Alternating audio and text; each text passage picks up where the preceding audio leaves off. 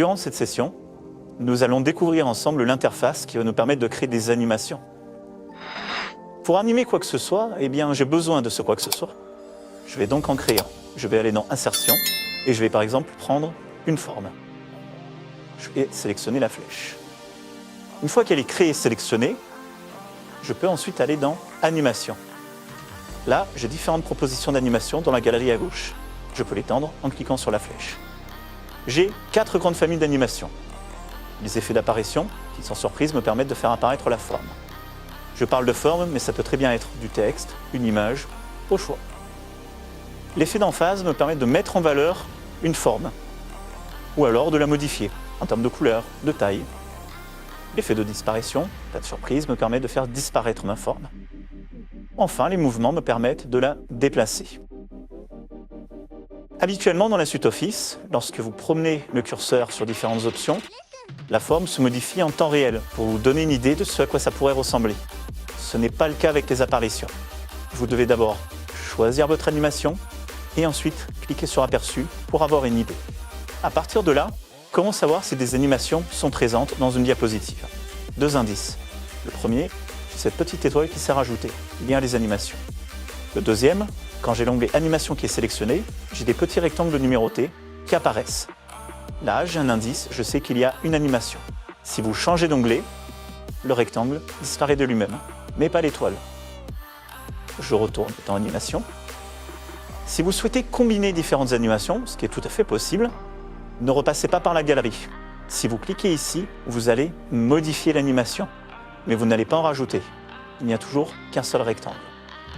Pour rajouter une animation, pas de surprise, cliquez juste à côté. Vous avez strictement les mêmes effets. Je vais en rajouter une autre, et là vous pouvez voir qu'il y a bien 2 rectangles. En cliquant sur le premier, je peux voir que c'est un effet agrandir et tourner. Ici, un effet balayer. Vous pouvez noter que certaines animations n'ont pas d'option d'effet, alors que d'autres en possèdent. Il s'agit d'une sorte de personnalisation. Lorsque vous cliquez dessus, vous avez différentes propositions. À vous de vérifier les différents aperçus pour avoir quelque chose qui corresponde à vos besoins. Ensuite, un élément crucial de l'interface, le volet animation. Lorsque je clique dessus, le volet animation apparaît et m'indique toutes les animations présentes sur cette diapositive, ainsi que leur timing. Libre à moi de faire un clic droit sur une animation, je suis prêt de choisir une option d'effet pour pouvoir détailler très précisément l'animation selon mes besoins. Libre à moi de fermer ou de faire réapparaître selon mes besoins. Le déclencheur permet de déterminer qu'est-ce qui va me permettre de lancer l'animation. En général, cela me permet de créer des boutons si besoin. Vous avez aussi la possibilité de reproduire l'animation. Je vous montre. Je crée une autre forme. Un cercle. Je retourne sur l'animation.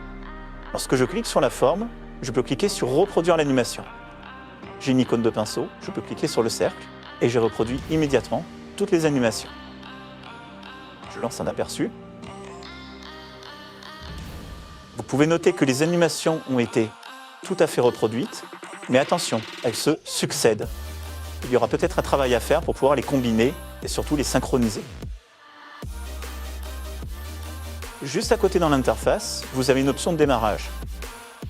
À vous de choisir comment est-ce que votre animation doit démarrer. Au clic ou avec une autre animation. Vous pouvez choisir la durée d'une animation ou s'il faut attendre un certain délai. Enfin, vous pouvez choisir, à partir d'ici, si vous voulez changer la hiérarchie d'une animation. Là, par exemple, agrandir et tourner, c'est la première. Je déplace, maintenant c'est la deuxième. La première redevient balayée. Vous connaissez maintenant l'essentiel de l'interface d'animation qui va vous permettre de créer et modifier vos propres animations dans PowerPoint.